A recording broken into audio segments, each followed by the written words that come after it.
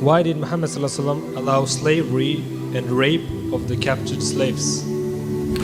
First of all, there's no indication, no documentation whatsoever that the Prophet ﷺ permitted any woman to be raped. So anybody who's saying that is a liar. They have no documented evidence of anything like that. A prophet does not rape. First of all, the Prophet ﷺ was ma'asum. Ma'asum means asum.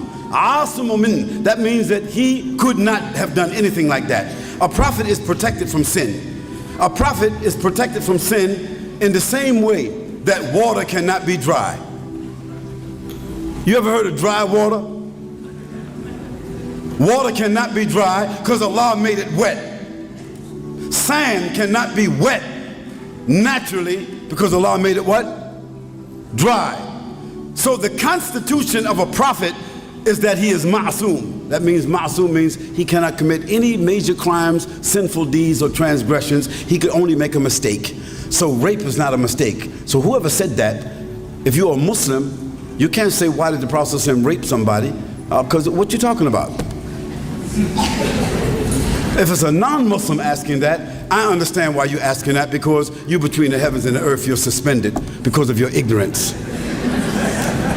And maybe before you leave here, you know, you'll come down to the earth, you understand me, and understand some things. You won't have to say that again and embarrass yourself. So let's leave that issue about the rape thing.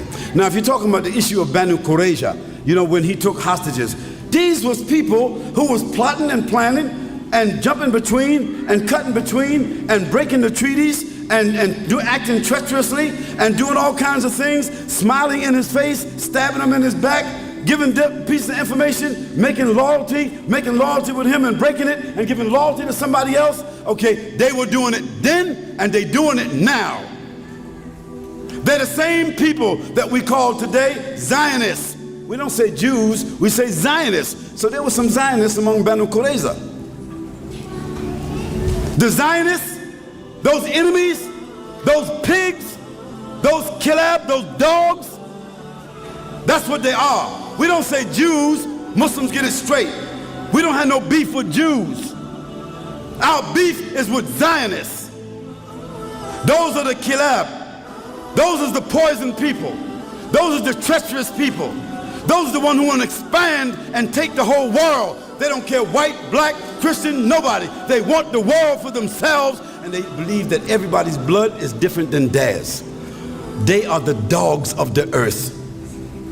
And they was the same people at that time. And Allah subhanahu wa ta'ala inspired the Prophet ﷺ about their plots and their plans, and he checked them. So they're going to be put in check again soon. But don't be mixing it up like he was, you know, like the Prophet ﷺ was chopping off heads and rolling in and raping women and taking babies and all that kind of stuff. No, you're talking about the Vikings. Y'all understand the Vikings, right? Yeah, you're talking about the Vikings. You're not talking about the Prophet ﷺ. So did I answer that question? About slavery. Oh, let's take the issue of slavery. First of all, brothers and sisters, you know, you can't take the word slavery without understanding where it arrived from. So it's one thing to invade somebody and just take them as slaves. Did the Prophet ﷺ ever do that? Did he invade somewhere and take somebody as a slave? No. He encountered people on the battlefield, and if he won, they became what? Hello? No. They became captives of war. Captives of war mean that they become hostages, right? But Allah subhanahu wa ta'ala said to us how you got to treat the hostage. You got to feed them like you feed yourself, right? You can't do no injustice to them. You got to clothe them. You got to make them safe. And you can't take them hostage unless you can take care of them and protect them. Is that what Allah said? So it's a different kind of hostage, isn't it? Now, when a person moves from captive to hostage to slave, slave doesn't mean the same like they did to my people in America. See, the devils who did that, that was institutional slavery. There was no institutional slavery among the Arabs. The Romans, they had institutional slavery. The Greeks, they had institutional slavery. But the Arabs did not know anything such as institutional slavery. It was as a result of war. So when the Quran was revealed, the Arabs already had, some of them already had what? slaves. So the Quran did not come to eliminate it right away. The Quran came to do what? Gradually dissolve it. Gradually.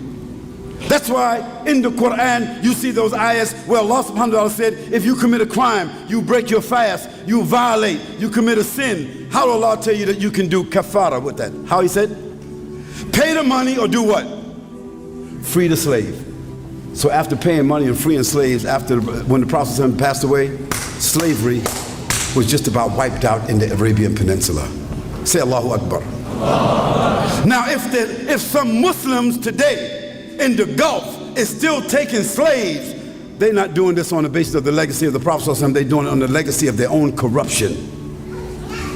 They're doing it on the legacy of their own corruption. So slavery is something that Allah subhanahu wa ta'ala recognized that human beings do as a result of war. But then Allah, He applied to it a special set of adab, a special set of rules. And those rules came from Allah subhanahu wa ta'ala, and the Prophet, he observed all of those rules. And Allah, He knows the best.